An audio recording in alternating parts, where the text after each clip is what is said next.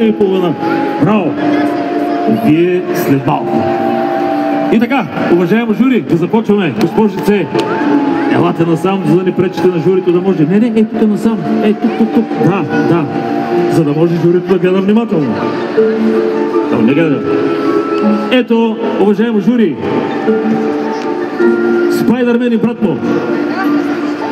Ето там е журито. Трябва да отидете до края.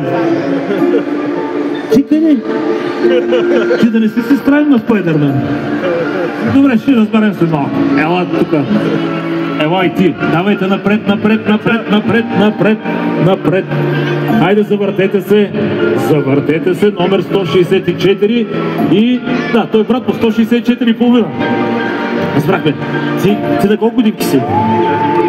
На колко си? Охо! И тя е в нашата група. Елате сега насам. Журито се записа. Братя Спайдърмен. Ехо. Хайде насам, че идва третия тризнак. Виждам го. Давайте, ела тук. Ела при мен. Взимайте по един бомбон. Бързо. Взимай бързо. Така. Сега, заставайте там в ъгъла. В ъгъла двамата. Ти как се казваш? Тя се забравя името. Обаче е номер 172. Уважаемо жури.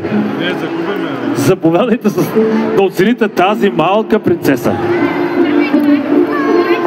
Чудесна си. Момент, изчакайте, че ще объркаме журито. Идвай тук при мен. Бъркай тук в кошницата. Давай.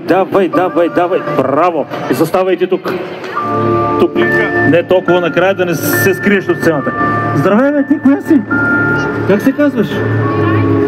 Ами, не мога да им разбера имената, представяме номер 148. Заповядай там да отпред. Всяко дете отива, ето още по-напред.